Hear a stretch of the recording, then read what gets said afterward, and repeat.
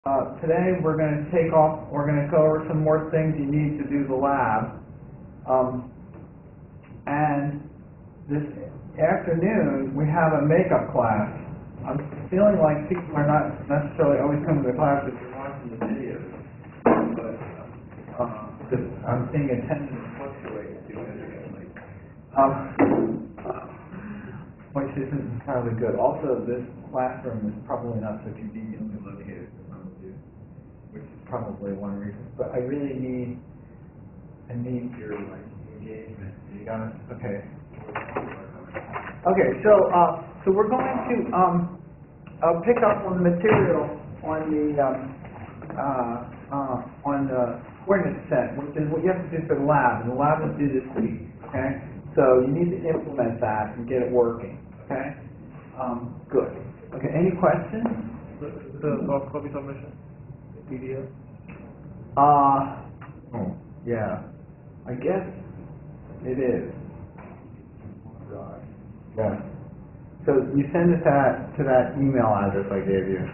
Then I have to verify that everybody turns it in. Okay. Yes. Well, there's no reason to do it's probably easier for everybody to do it as PDF, right?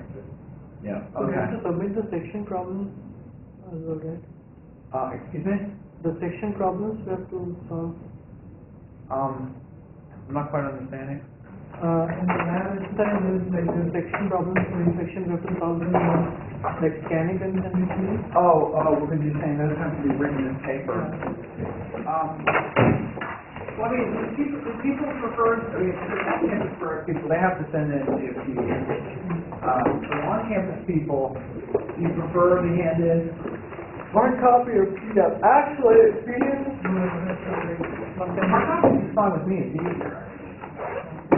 But if you want it, but if PDF is easier, that's fine too. Because it's hard for me to mark up the PDFs are actually a little hard to deal with.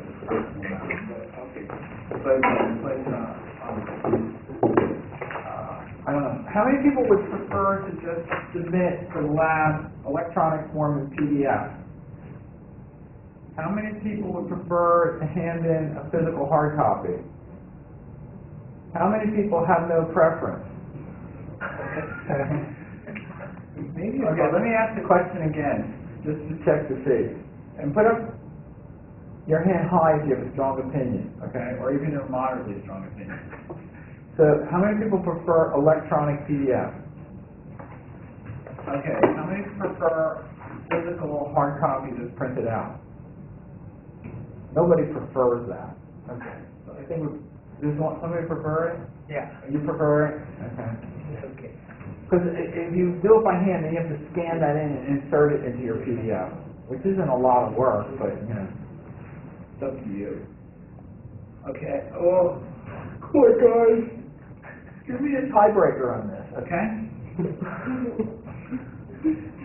Somebody be unreasonable and demanding. Nobody? Really? Okay. Well, I originally said PDF. I guess that's probably, that seems like, new wave of technology and moving to the next level and so forth. So maybe we should do that. Okay. All right. Okay, we'll do that. Good. Okay, now document handling.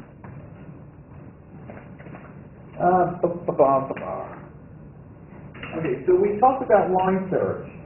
Are there any questions about line search? Line search is important. So if you combine my grading account with line search, and there's a makeup class today at 5:30 in EE 129. Okay, and we have to start on time. Do you remember what happened last time? I kind of screwed up. And that wasn't your fault. That wasn't my fault, by the way. But and in addition, we need to bring our echo cancellation system. But gradient descent, you can do a line search, okay? Now, one thing that's kind of interesting is that the problem is quadratic. The line search has closed form, and this is the form of the line search. If your moving in the direction of the gradient. But you can always calculate it, and it's generally, the line search update is, for any quadratic cost function will have closed form expressions for any direction of update. It doesn't have to be the gradient. This is the solution if it's the gradient, but there's always a closed form solution. And I think a few of you have been reading the notes carefully and doing the homework, right? So when you some of you like saw expressions like this and your brain locked up and so forth, and then you kind of thought about it for a while, and then some of you asked questions, and now it's all very clear, right? Okay. Are there any questions about that? Do you understand it? You need to get these kinds of basic tuition. It's just sort of the basic tool sets down so that you can do this stuff. Okay. So this expression comes from the fact that you're saying that, okay, if you're looking at the cost function as a function of alpha, so it's really a 1D function, and this is the derivative. So you take the inner product of the gradient with respect to the direction of motion, and that's got to be 0. So you solve it, you get a quadratic expression. Okay. Now then is the cost function convergent when you do this line search?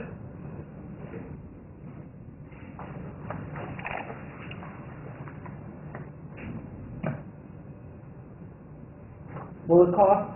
It should be because you're going to the lowest cost, like you're going to the lowest point on with every iteration of the line search. Yeah, so one of the really basic theorems in calculus and in real analysis is that if you have a sequence, you have f of n, right? And if it's the case that f of n is less than or equal to f of n minus 1, okay, so you have a monotone decreasing sequence, and f of n is, say, greater than some value b, greater than or equal to that for all n, right? So this also has to be true for all n. Okay. Then the limit as n goes to infinity of f of n has to equal something. It exists, and we can call that f star. Okay. So the sequence of cost has to be convergent. Okay. Now, so Fn here is shorthand for f of xn, right? So is the limit as n goes to infinity of xn, does that converge to something? Call it x star?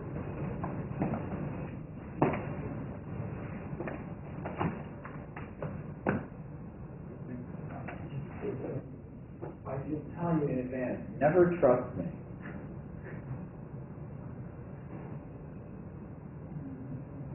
Not necessarily. There's a constant function.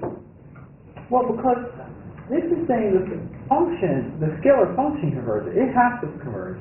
But does the state have to converge? Not necessarily, because let's say, oh my gosh, this pen is driving me crazy. Oh no! I forgot to turn this thing on. Okay, well, hopefully.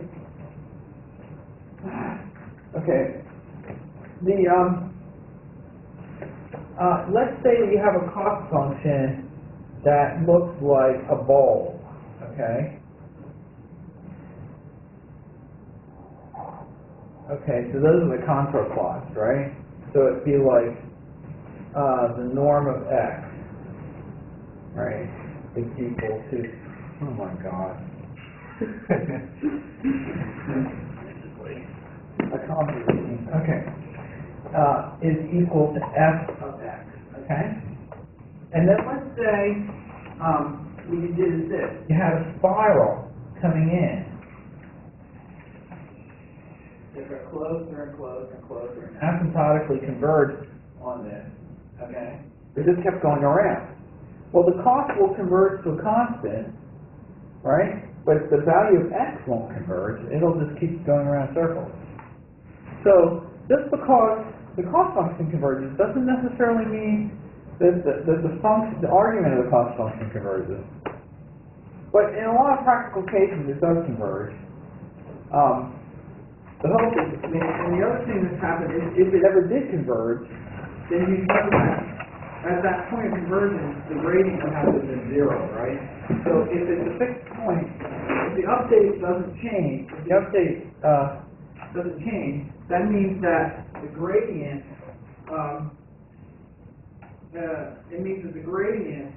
of f at the current value of xk had to be 0, right? Because it means that if the gradient wasn't 0, then you could move a little bit in that direction and you would have gotten a little bit better, right? So if you're doing gradient descent and nothing changes, then it must be the case that the gradient was 0, and then you must have been at the global minimum. But in any case, perverse things can happen. Okay, good. Now, coordinate descent is like a special version of optimization where you move along coordinates, individual coordinates. So basically, what happens is this. You take you have pixels, right?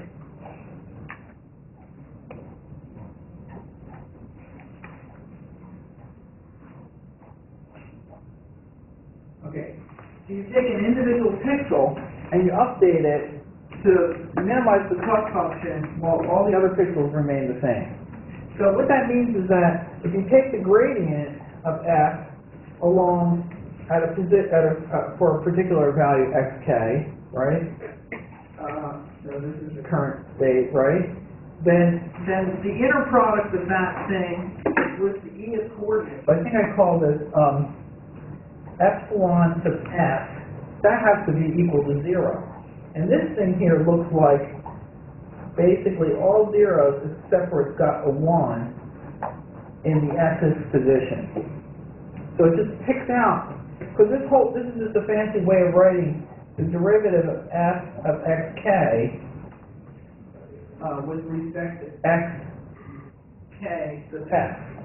That has to be 0, right? So we have an expression for the derivative, for the gradient. The expression for the gradient calculated is actually over here. So it means that but this is a vector. So it means the SS entry of that vector has to be 0. And if you just do the calculation, it turns out you get an expression like this. You're supposed to do this for the homework problem, right? So you get an expression like this, and this expression, if you steer it long enough, makes some sort of sense. Okay? So what it's saying is, so this is the update value of alpha. So that's the step drive along the x's direction, and since you're only changing that coordinate and the coefficient 1, then this just means you're going to change that pixel by alpha. Okay? So this is the update of the individual pixel that you get. And basically what you do is this is the error in the y domain. So it's the difference between x times a is what you expected to get, okay? And then or a times x is what you expected to get, and y minus a times x is then the difference of what you did get and what you expected to get. And now you're saying that, and this is like the back projection of that to the SS pixel. So, I don't know, you could basically, A star sub S means it's the SS column of the matrix. So, this is saying if y and AX are equal, then this term would be 0. But this term is the prior term, so it's saying, oh, well, X should also be equal to its sort of this average of its neighbors.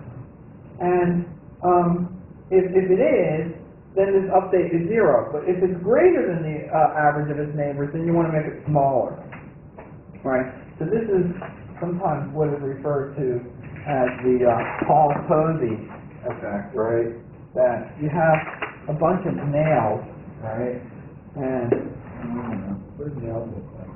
Nails look like this on the plane.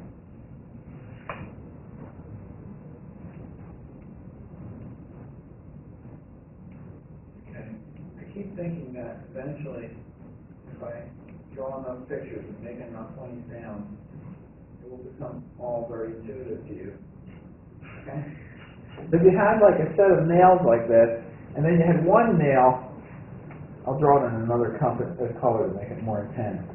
You had one nail that was like way taller than the others, and it's sticking up, right? Well, then you know what, of course, you would have to do. You'd have to, like, take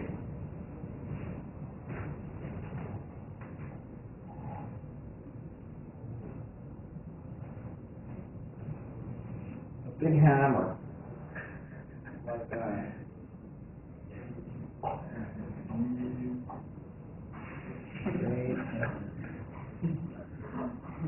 I'll let you name that nail later. But, and then you hammer that nail down because it's taller than all the other ones, right? Okay?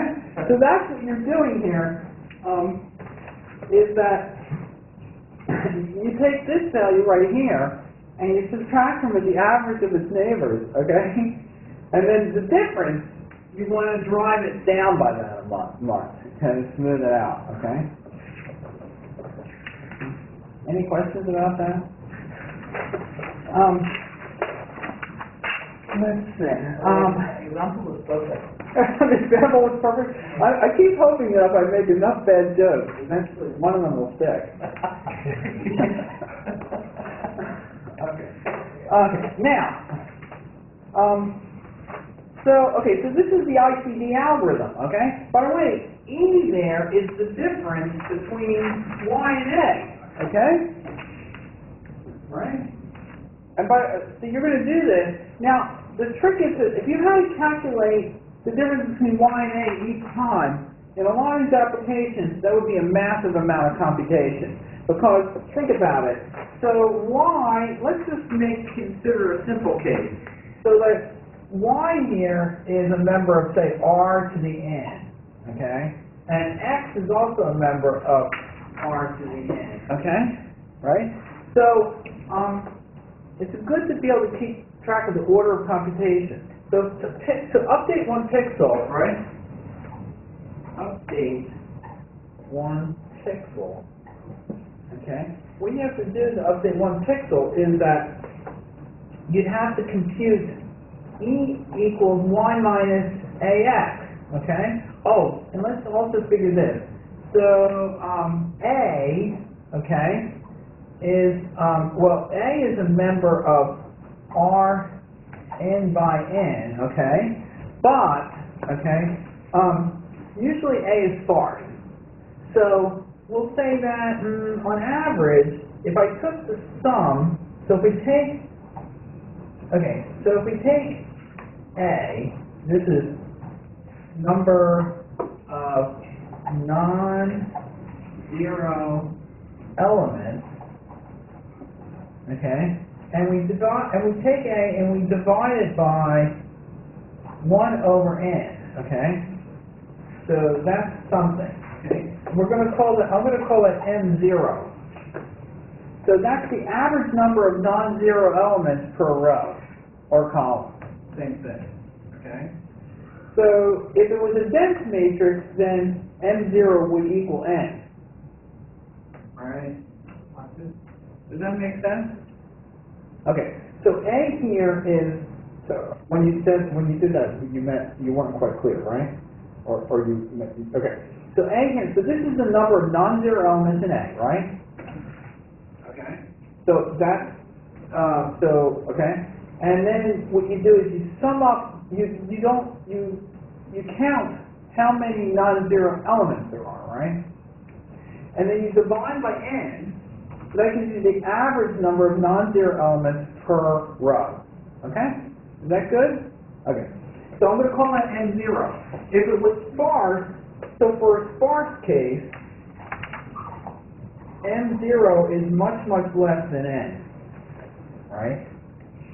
So the number of multipliers it takes to do this, so the computation for AX is order M0 n, okay? Right? So, okay. So let's say I'm filtering the image. Let's say if it's a 3 by 3 filter, 3 by 3 LTI, or I'm sorry, linear space LSI filter. Then what's M0? 9, yes. Right, because for every pixel, I have to do 9 multiplies. So that means there's 9 non-zero elements per row of the matrix, effectively, right? So, so the computation here is 9 times n. But if it was a dense matrix, then it would be n squared. If n becomes large, it's like unbounded. So for instance, if you had like a actual streaming process, right, with an image that just kept getting bigger and bigger, or like maybe a fixed height image that just kept getting longer and longer, you have an infinite amount of computation, right? Infinite squared. So it's really bad. So so this computation here, so computing E is, this is order, is that how you make an order? Like an L? I don't want to make it L, yeah, it seems like more like a beta, but I'll make it like that, okay? So it's going to be n times n, and then I have to do 1 pixel I have to do that, so then an ICD update, that's going to be M0 n squared. I have to do it for every pixel. So that's outrageous, not practical, okay? But if I keep a state, then I keep this E thing, I store it, I don't have to recompute it. All I have to do is update it. So if I keep that, then with the fast update,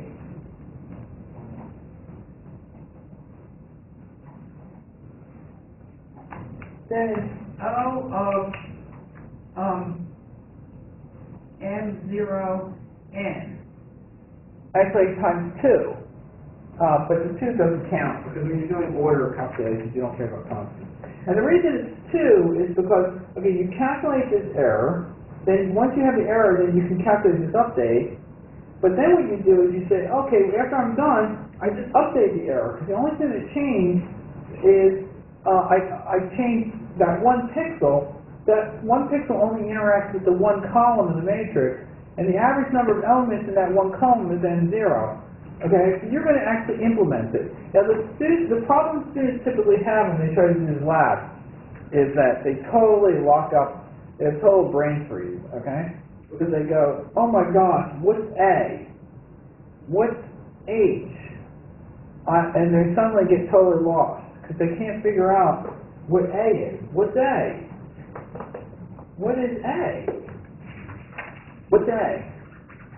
You tell me. What is A? It's a matrix that represents what? The filter, right?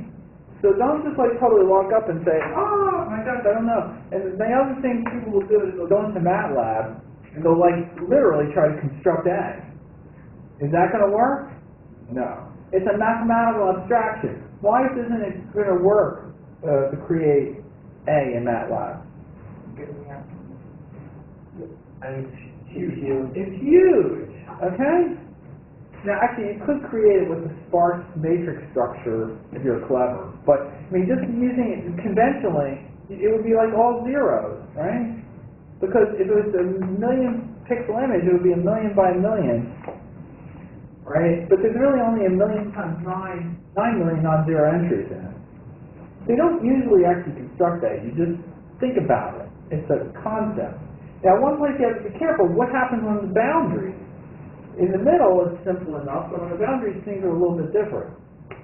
So, you have to think about what you want to do there, and whatever you do, it has to be consistent between the optimization algorithm, okay, this is the optimization algorithm, and the cost function. So, the key issue here is that you really have awaiting, say SR for any 2 pixels, right? So, that determines what the cost is. So for instance, if you have an image, and you're looking at this pixel right here, that pixel, there's no neighbor here.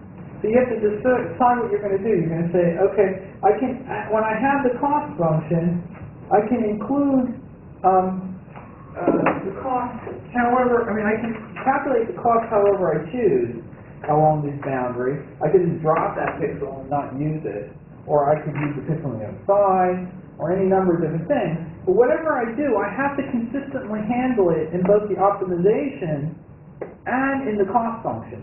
So if the cost function and the optimization process are inconsistent, what will happen? Yeah. But it's not going to be, you're not optimizing for the right image, like especially like the errors from your boundaries are going to propagate through the image. And what would be, okay, right, but what would be the specific observation? How will you find that bug? There's going to be a function or convergence decrease. Yeah, I think, okay, so the cost will go up, okay? Because what will happen is it's like,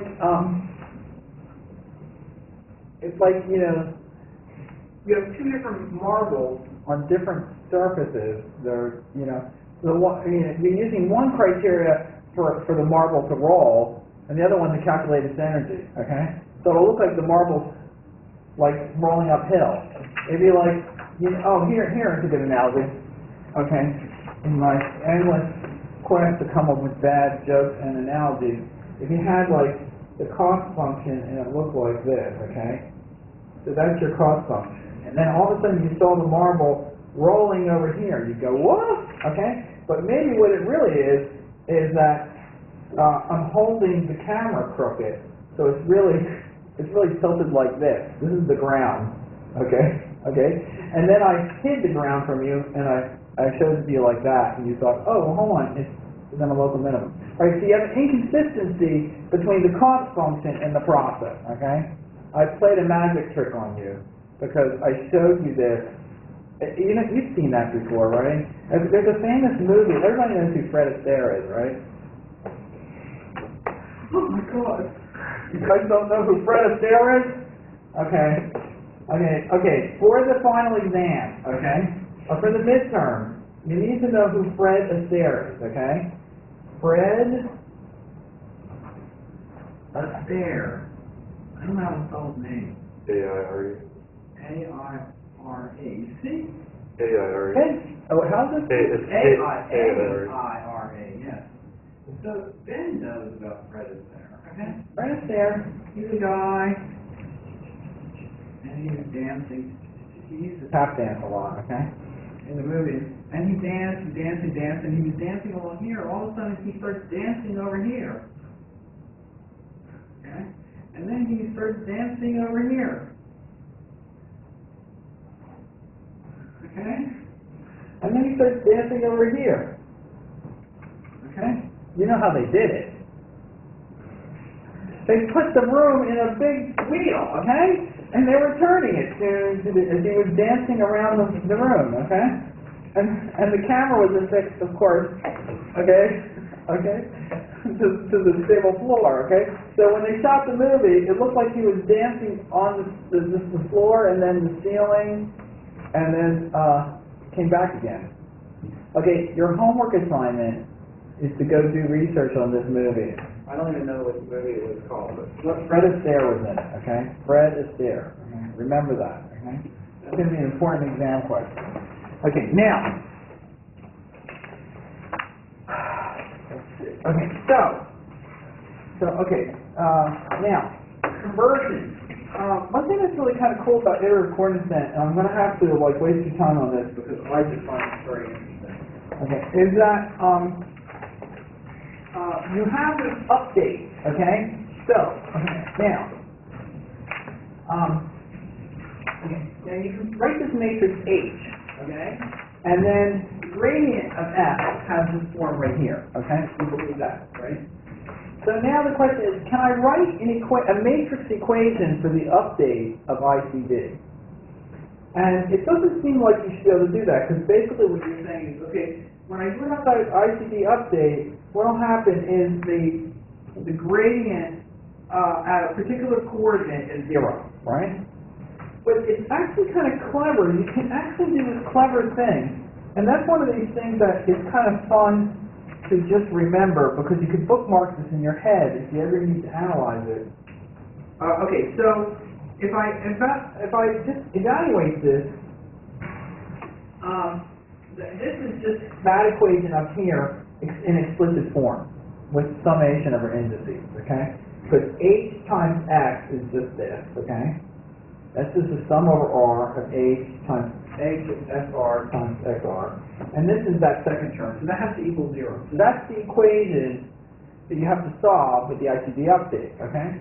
Now let's see, when you solve this equation for the xth pixel, then all the previous pixels will have their new value, and all the future pixels will have their old value, right? So you're going through the image, and you update the pixels in order, right? So you update that pixel, this pixel, this pixel, this pixel, this pixel, this pixel, this pixel, okay, this pixel, okay. And then when you get to this pixel, well, this pixel hasn't been updated yet.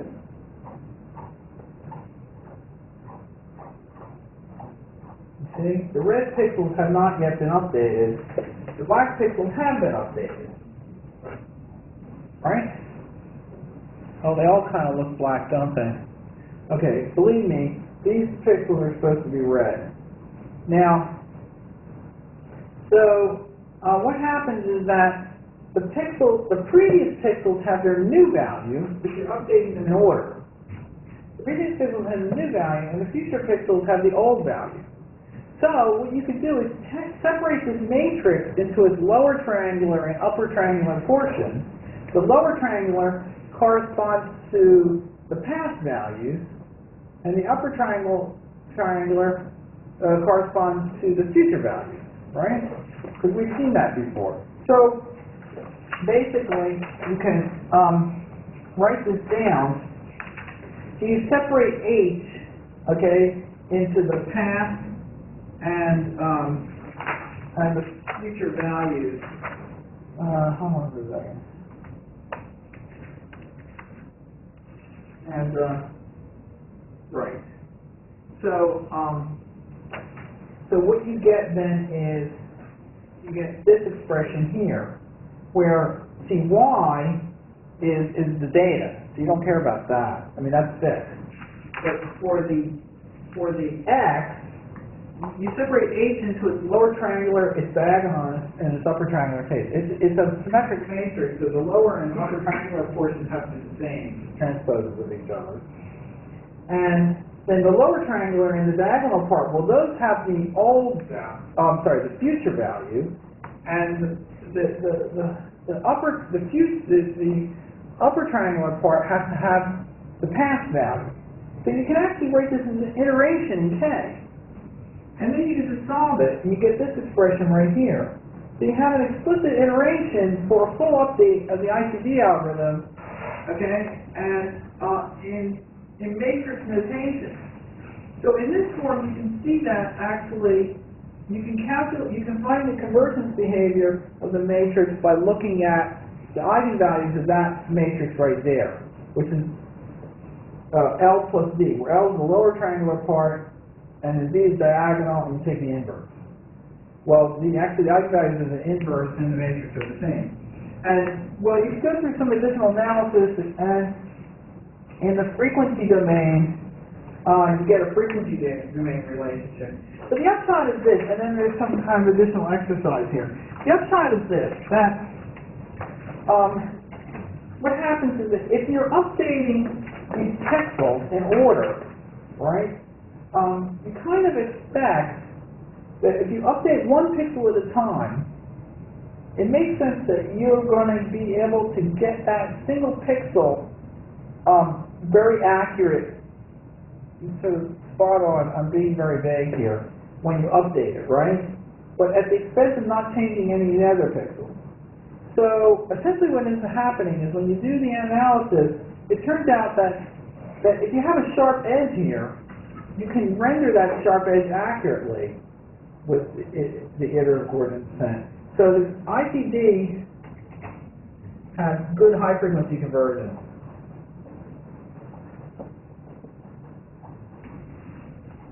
And the interesting thing is it has good high frequency conversion pretty much consistently, independently of the problem you're solving. Not always, but it's a pretty good rule of thumb. So, for instance, if you're solving a differential equation, for a differential equation, so for differential, let's say ODEs, ordinary differential equations, right? That then gradient descent has a good high frequency conversion. And ICD, or they also call it Jacobi iterations, also has good high frequency conversion. But if you're solving a integral equation, like you are with the blurring or filtering, then here gradient descent has poor high frequency conversion. Okay, it has good low frequency conversion, but ICD continues to have good high frequency conversion.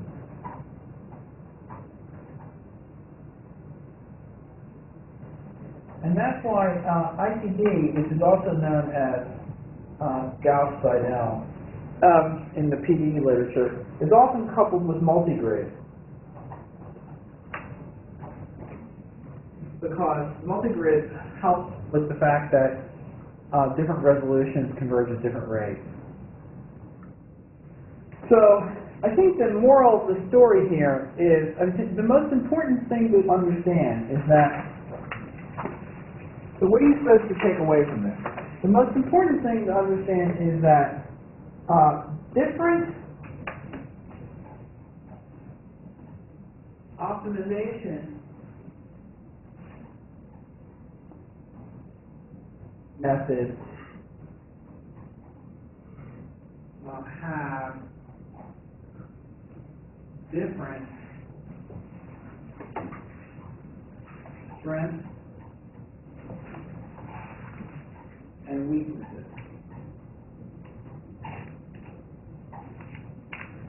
Okay? So there's not, as far as I'm concerned, a one-size-fits-all solution, a universally good silver bullet for all problems involving optimization. That, maybe someday people will find the grand unified field theory for optimization, and they'll have like one technique that works for everything, okay? It somehow adapts to the problem, okay? But even then, it seems really hard to believe that it would ever be universally the best solution, because if you know in advance the structure of your problem, you may as well pick the thing that you know is suited for it, right? There's not a silver bullet solution. Some methods are better for some cases and worse for others. So what that really means is you need to know which tool to pick, okay? Like, you have a wrench, you have a screwdriver,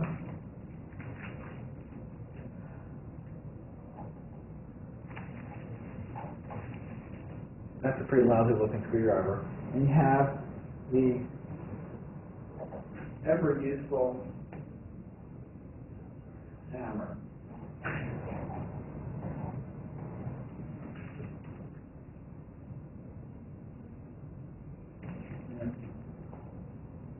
Okay. So you can use a hammer to adjust a carburetor. Well, you guys don't even know what a carburetor is anymore. God. Okay, but if you knew what a carburetor was, you could use a hammer to adjust the carburetor. You can use a hammer to adjust the TV set, okay? Probably not the tool of choice, okay? Old TV set. An old TV set, yes. So the trick is that, make sure you need to know the strengths and weaknesses of your individual tools. And you need to know how to apply them to your problem, okay? So that you get the best answer for your problem. And the difference is not small, it can be huge, okay? Now, the last thing I can talk about is, I'm going to not really spend much time on it, although it's very important, which is conjugate gradient. And the reason is that there are many, many, many books on conjugate gradient, so me going into this in great detail, I don't think it's so helpful. But basically, the idea of conjugate gradient, and there's a lot of these kinds of methods, which is that you find a direction which is conjugate to the previous direction. So rather than just take the current gradient, you use some combination of the previous gradient directions to determine your next update direction. So here gamma is the next update direction, or H. H is the update direction, and it's a combination of the previous H and the current gradient. Okay, and it can be shown with the conjugate gradient for quadratic optimization that the current gradient is conjugate. That is to say, it's orthogonal using the operator H to the previous direction. So that is good. And since it's conjugate over these spaces, then you can actually show that in n steps you have to converge to the global minimum.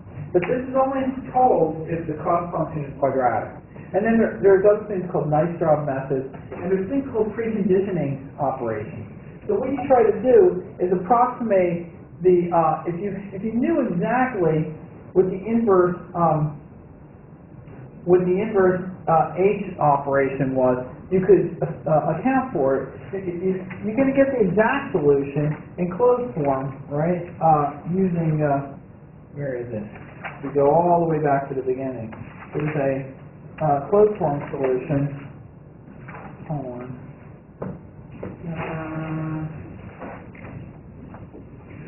Okay, yeah. So if you go all the way back to the beginning, this is the closed form solution. So this is H. So it's H inverse A transpose Y. So what you really want to do is take A transpose Y and multiply by H inverse. So if you have an approximation to H inverse that you think is pretty accurate for your problem, but not exact, you can actually accelerate the convergence of all these methods by approximating by it. So you essentially use H hat inverse A transpose Y, and this is what's called a preconditioning operator, okay? So that can really accelerate things a lot, and there's a lot of interest in preconditioning methods, but I'm not going to go into these things because, once you get interested in these things, of course, you can always go into all these details, okay? Now, are there any questions? And then, yeah. So, I assume all these methods, but certainly like ICD gradient descent, I think the assumption is that you go through the pixels in raster order and apply the descent. Or is there any, we may have talked about this before, but is there any value like randomizing the order? Yes, absolutely. It's a good question, actually. So it turns out that you can get an analytic expression, but it converges when you do things in raster order, okay? But for ICD, well, first of all, it's been shown empirically through the years that if you do randomized order, the best, so if you have raster order, that's generally not as good as randomized order.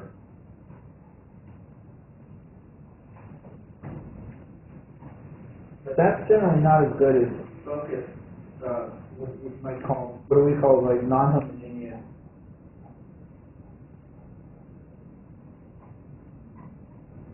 selection. So the one key value of ICD is it allows you to focus the computation spatially. So conjugate gradient is more like you're doing an update everywhere. Okay? And So basically, you can take the regions of the image which are most important, say where there's a lot more detail, edge structure, or you think that the result is maybe not fully converged, and do more updating in those locations. So that's an advantage. Basically, ICD has spatially localized. The disadvantage of ICD is that because you're constrained in the matrix A, so it basically goes through columns of the matrix, it tends to limit, it puts a constraint on the order in which you go through the memory, which tends to create less efficient caching. Okay, that's more of a problem for things like GPUs. So it's an area of current research as to what methods are best. Generally, ICD is much faster convergence in terms of iteration, but it's harder to map to modern GPUs. Okay. So the general conventional wisdom, but I think the jury's still out on a lot of that. But this is an area of very vigorous, active research interest. There's a lot of methods coming throughout these days, and there's also other methods like so-called augmented Lagrangian.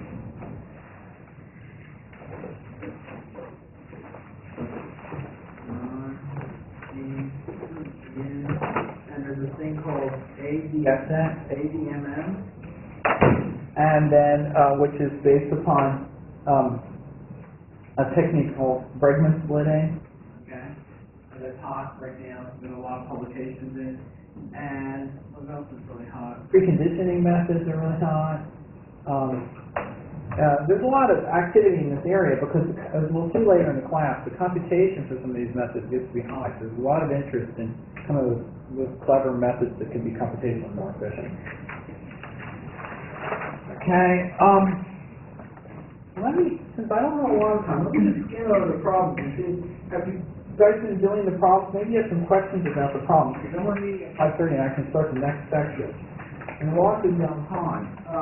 So I have you in the problems, you actually work out some cases by hand, which I think is really good, because it gives you some intuition to what's going on.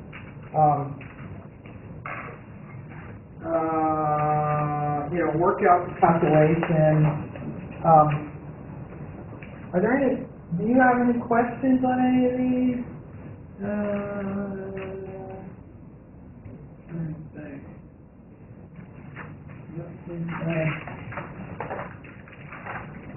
It seems pretty straightforward. Calculate expression for kind of gradient update. One thing that's interesting in ICD too is that when you do the update, so you're doing a minimum, you're doing an arc min over xf, a particular pixel, of some function of x, right? So this is a vector, and this is just one element of the vector. So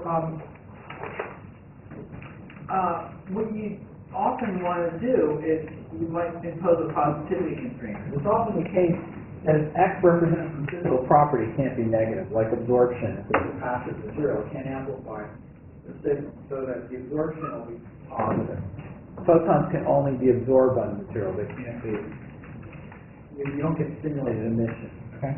So it's often the case, like in problems or like imaging, the number of photons you detect in a region has to be positive. You can't get a negative value. So if you have a set, the set of x, a member of R to the n, such that for all x of x is greater than or equal to 0. This is a convex set. That's a convex set. So if this is a convex function and that's a convex set, then the solution of a convex optimization problem in a convex set is kind of a well-defined problem. If it's a strictly convex set function, then you're guaranteed to have a global minimum that any local minimum is going to be global. And to solve a problem like this, you have you use what are called the KKT conditions. which is, What is KKC stand for? Coon, yeah, what is the first one? Coon something, oh, we're out of time, okay. I ran out of time.